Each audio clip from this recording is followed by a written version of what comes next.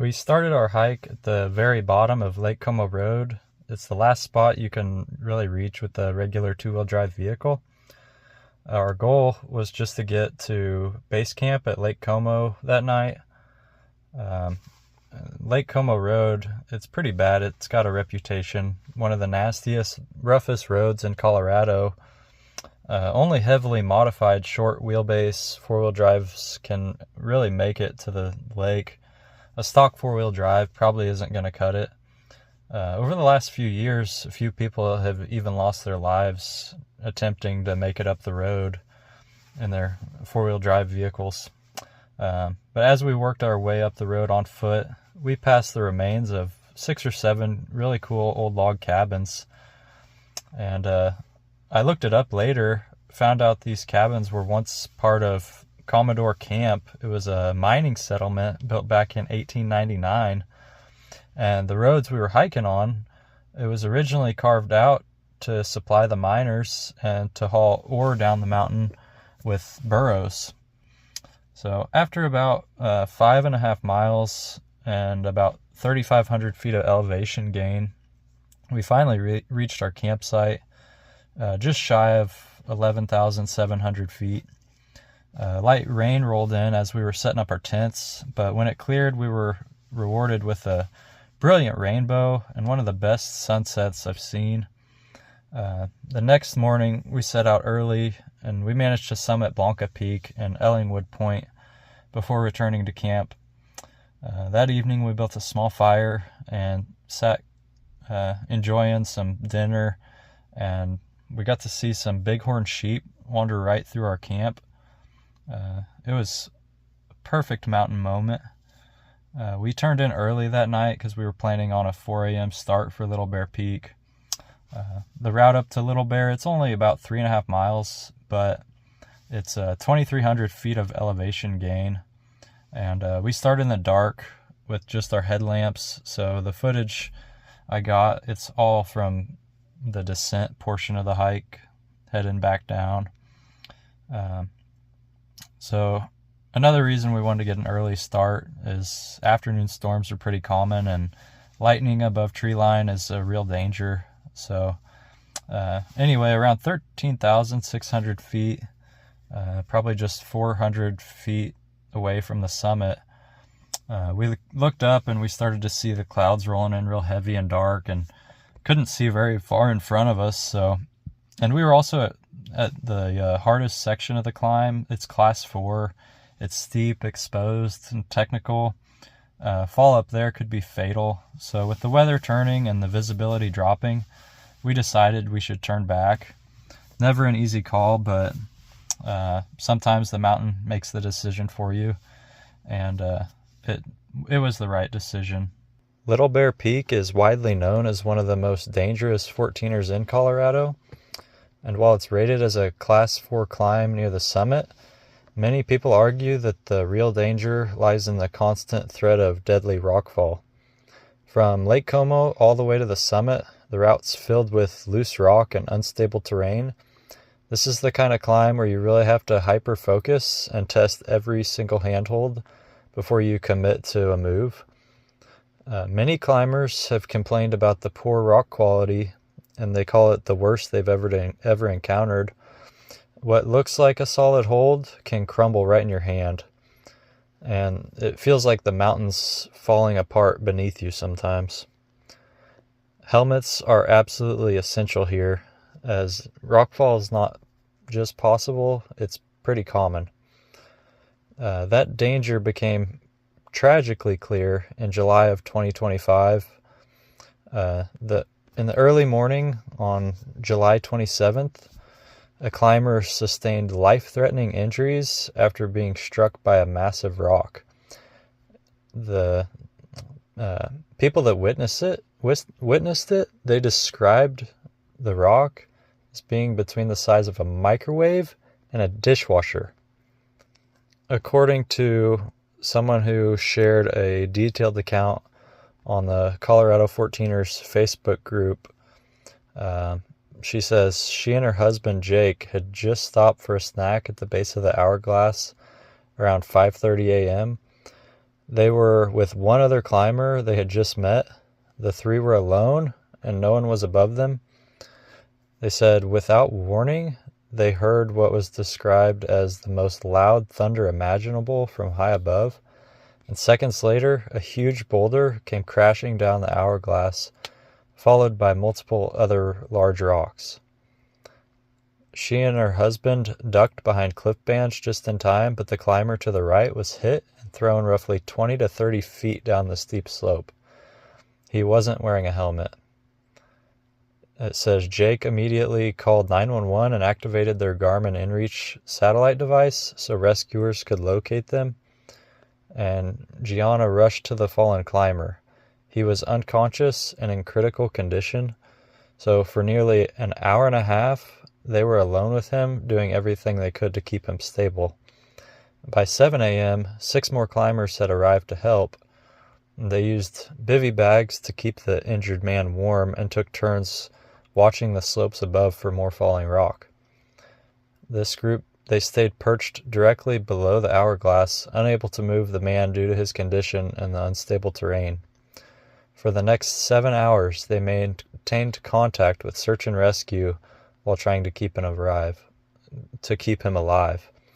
Search and rescue eventually closed off the hourglass route and coordinated a helicopter hoist, an extremely dangerous and rare maneuver at over 13,000 feet. The team was first dropped on foot to reach the scene, and Jake, an emergency room nurse, he was asked to assist with the hoist. And despite technical difficulties with the helicopter, the rescue was eventually successful. They later identified the climber as Ben Jamison. He was a husband and a father of 2 from Denver, Colorado. He was airlifted to a hospital in Colorado Springs with severe head injuries. His family, they later shared that Ben had suffered major trauma to his skull and brain, but he fortunately began showing signs of improvement, slowly regaining consciousness and squeezing his family members' hands as he continued to fight for his life. In an excerpt from a trip report by David, username DAWAY8 on 14ers.com, he sums up why this route is so notorious, and he says, "The hourglass on Little Bear remains the single most freaky portion of any mountain I've ever been on, for one reason: the huge funnel of loose rocks lurking above it. Anyone who didn't experience rockfall there will probably think it's pretty tame, but anyone who's had large rocks rip past their heads in that narrow funnel will remember it for the rest of their life." So my friend and I, knowing all of this, our plan was to take a newer route that they just developed, partly due to this accident, and it's called the Westridge Indirect Route. It avoids the hourglass altogether. But as the clouds began to build and the weather turned, we decided to turn around before we ever got to this point. Anyway, let me tell you a little bit about my friend I'm hiking with. His name is Casey. We first met years ago on the Appalachian Trail. Back then, we were just 2 scruffy hikers carrying everything we owned on our backs. We had no idea how much of an impact that meeting would have on our lives. We ended up hiking over 800 miles together, crossing 7 states from New Jersey all the way to Maine. The crazy part was we didn't even know we both lived in Missouri until later. When we finally reached Maine, we flew home together after finishing the trail, and since then we've been close friends. He came to my wedding, I went to his Highway Patrol Academy graduation, and we've shared a lot of adventures over the years, from backpacking trips to a vacation in Costa Rica. Casey's the most loyal friend you could ask for, and I'm incredibly grateful for his friendship. When we met, we both looked like full-on hippies, long hair, beards.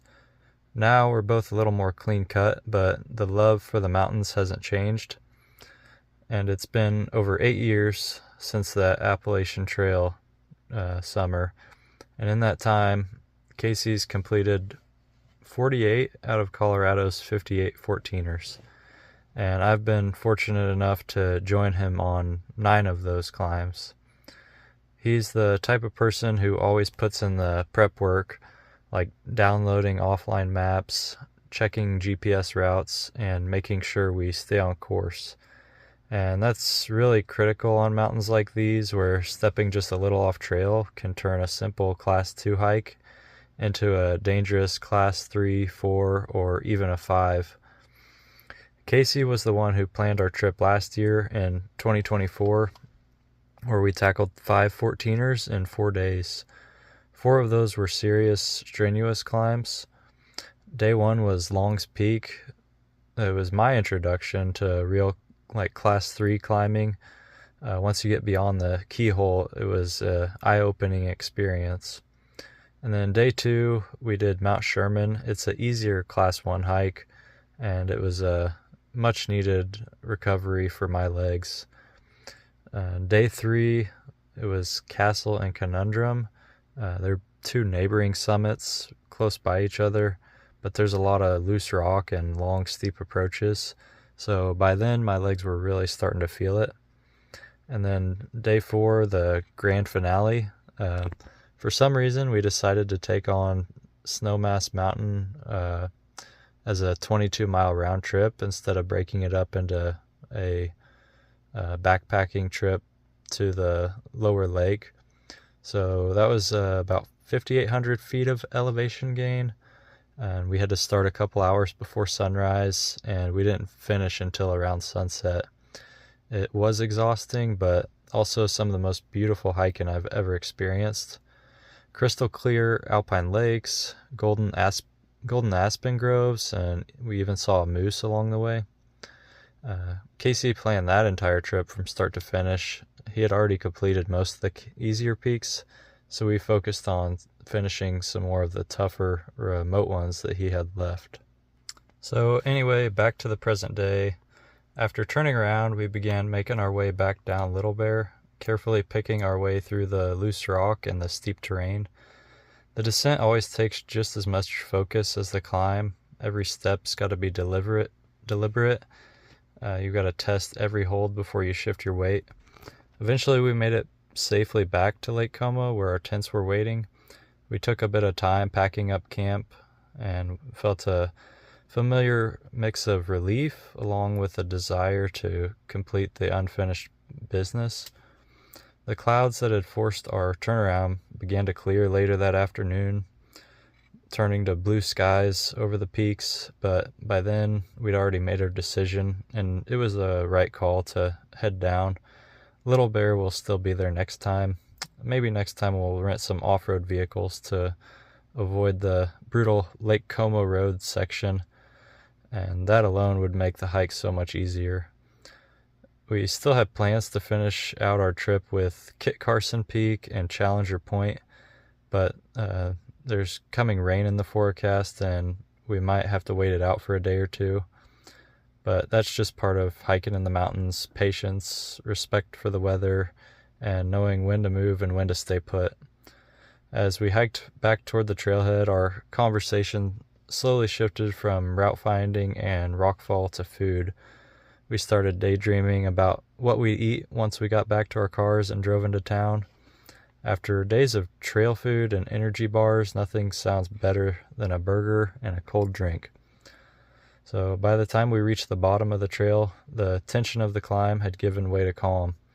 We didn't get the summit this time, but we walked away with a bit of perspective, respect, and a reminder that in the mountains, the real success is making it back down safely. So anyway, here's a quick Strava flyover of our route so you can see the full journey from the base of Lake Como up to the ridge and then back down to our vehicles. So thanks for watching and following along on our attempt of Little Bear Peak.